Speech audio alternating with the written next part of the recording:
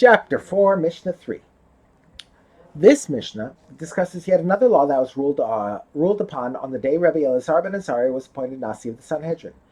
This law concerns the tithing obligation in certain areas outside of Eretz Yisrael.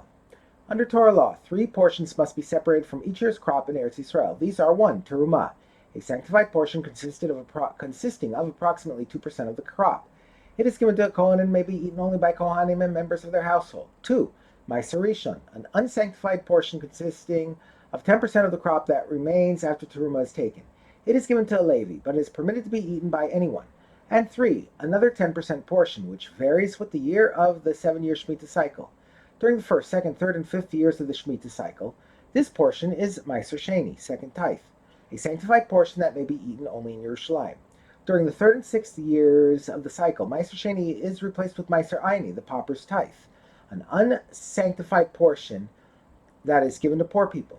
On the 7th year, Shemitah, none of these portions are separated, because the produce of Shemitah is Hefker, ownerless, and Hefker produce is exempt from the tithing obligation. See Rosh Hashanah 15a.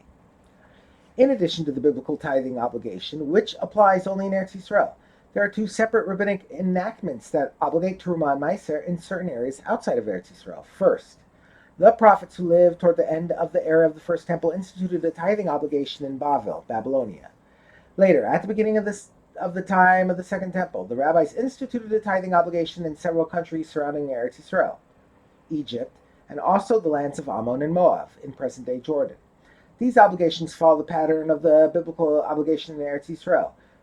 Terumah and Meiser Rishon every year, Meiser Sheni in years 1, 2, 4, and 5 of the Shemitah cycle, and Meiser Ani in years 3 and 6 of the cycle. Although there is a rabbinic tithing obligation in these countries, the laws of Shemitah do not apply there, not even rabbinically. This means that unlike the produce of the 7th year in Eretz Yisrael, which is exempt from Terumah and Meiser because it is Hefker, the 7th year produce in Bavel, Egypt, Ammon, and Moab is obligated in Terumah and Meiser. The question our Mishnah discusses is what type of second Meiser is separated in the 7th year in Ammon and Moab, Meiser Sheni or Meiser Ani. And we now turn to the words of the Mishnah.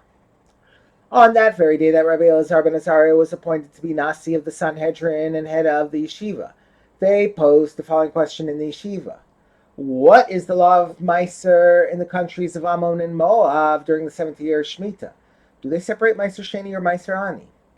We know that the sages decreed that in Babel they should separate Meiser Sheni, and that in Egypt they should separate Meiser Ani. But what did the sages decree regarding Ammon and Moab? The Mishnah cites 2 opinions. Rabbi Tarfon decreed that they bring Meiser Ani, but Rabbi Elazar ben Azariah decreed that they bring Meiser Sheni. Proof is demanded from Rabbi Elazar ben Azariah.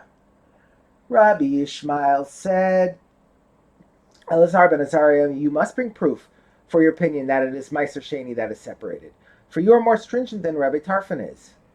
Regarding Meiser Sheni instead of Meiser, requiring Meiser Sheni instead of Meiser Ani is a stringency, because there are several restrictions that apply to Meiser Sheni but not to Meiser Ani.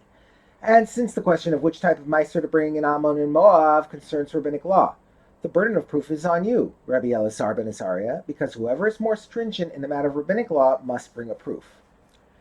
Rabbi Elazar ben Azariah responds to Rabbi Yishmael's demand for proof.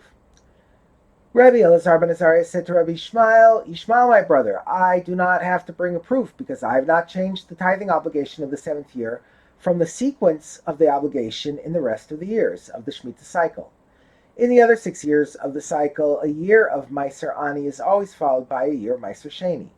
Thus, since the 6th year of the cycle is a Meiser Ani year, it is only logical that the 7th year should be a Meiser Sheni year.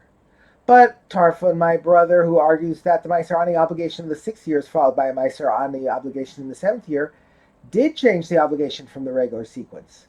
Since his view does not follow the regular pattern, it is he who must bring a proof in support of his view. Rabbi Tarfon responds to Rabbi Elazar ben Azariah's challenge. Rabbi Tarfon replied to Rabbi Elazar ben Azariah, Egypt is in Chutz La'aretz, outside of Eretz Yisrael, and Ammon and Moab are also in Chutz La'aretz. It is logical to say that, just as regarding Egypt the rabbis decreed that they bring Meiser Ani in the 7th year, so too regarding Ammon and Moab the rabbis decreed that they bring Meiser Ani in the 7th year.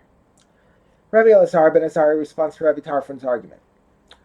Rabbi Elazar ben Azariah replied to Rabbi Tarfon, On the contrary, Bavel is in Chutz La'aretz, and Ammon and Moab are also in Chutz La'aretz. Logically, we should say that just as regarding Bavel, the prophets decreed that they bring Meiser Sheni in the 7th year, so too regarding Ammon and Moab, the rabbis decreed that they should bring Meiser Sheni in the 7th year. Rabbi Tarfon responds. Rabbi Tarfon said to Rabbi Elazar ben Azariah, regarding Egypt, which is near Eretz Israel, the rabbis enacted a Meiser Ani obligation in the 7th year, so that the poor of Eretz Israel can be supported by Egypt's Meiser Ani during Shemitah. So too regarding Ammon and Moab, which were near Eretz Israel, we should enact a Meiser Ani obligation in the 7th year for the same reason, so that the poor of Eretz Israel can be supported by their Meiser Ani during Shemitah.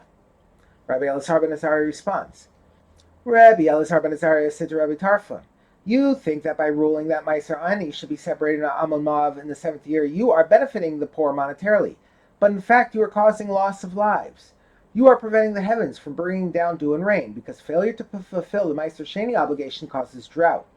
As it is stated in the verse in Malachi chapter 3, verse 8, should a man steal from Hashem as you steal from me, and you say, how have we stolen from you? By withholding the Meiser, i.e. Meiser Sheni, and the Terumah. The very next verse says, you are cursed with a curse, that is, you are cursed with drought because of the sin of stealing Meiser Sheni and Terumah from Hashem. Therefore, if there is a question whether the original decree was to separate Meiser Sheni or Meiser Ani in Ammon and Moab in the 7th year, we should rule that they separate Meiser Sheni. Another Tana supports Rabbi Tarfon's view that the 7-year Meiser obligation in Ammon and Moab is Meiser Ani. Rabbi Yeshua says, I will respond on behalf of Tarfon, my brother, but not like his words, i.e. I will give a different reason than Rabbi Tarfon did for why Meiser Ani should be separated in Ammon and Moab in the 7th year. Rabbi Yeshua gives 2 reasons why the obligation in Ammon and Moab is Meiser Ani. The first reason. The tithing obligation in Egypt is a relatively new enactment, which was instituted in the time of the Second Temple, whereas the tithing obligation in Bavel is an old enactment, which was instituted by the prophets before the destruction of the First Temple. And the issue before us, the nature of the Meiser obligation in Ammon and Moab in the 7th year, also concerns a new enactment, which was instituted at the same time as the tithing obligation in Egypt. It is only logical to say that the law regarding a new enactment should be learned from the law of another new enactment, whose reason is still remembered, and the law regarding a new enactment should not be learned from the law of an old enactment, whose reason has been forgotten over the course of time. The second reason. The tithing obligation in Egypt is an enactment of the elders, i.e. rabbis, whereas the tithing obligation in Bavel is an enactment of the prophets. And the issue before us also concerns an enactment of the elders. It is only logical to say that the law regarding an enactment of the elders should be learned from another enactment of the elders. And the law regarding an enactment of the elders should not be learned from the law of an enactment of the prophets, which was never intended to be a permanent enactment. The Mishnah relates the result of the debate. The Sanhedrin took account of votes and ruled that in Ammon and Moab they separate Meiser Ani in the 7th year, as Rabbi Tarfon and Rabbi Yeshua maintained. Another Tana confirms the Sanhedrin's ruling. When Rabbi Yossi ben Dormaskis came to Rabbi Eliezer in the town of Lud, Rabbi Eliezer said to him, what new ruling did you have in the study hall today? Rabbi Yossi ben Dormaskis said to Rabbi Eliezer, they took account of votes and ruled that in Ammon and Moab they separate Meiser Ani in the 7th year. When he heard this ruling, Rabbi Eliezer cried tears of joy and said, it is as the verse in Tehillim 25, verse 14 says, the secret of Hashem is with those who fear him, and he will inform them of his covenant.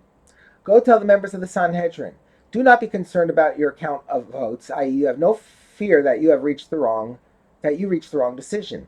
For I have a tradition from my teacher, Rabban Yochanan ben Zakkai, who heard from his teacher, and his teacher heard from his teacher, and so on until a halacha received by Moshe at Mount Sinai. That is, this tradition is authoritative as if it came from Mount Sinai, that in Ammon and Moab they separate Meiser Ani in the 7th year.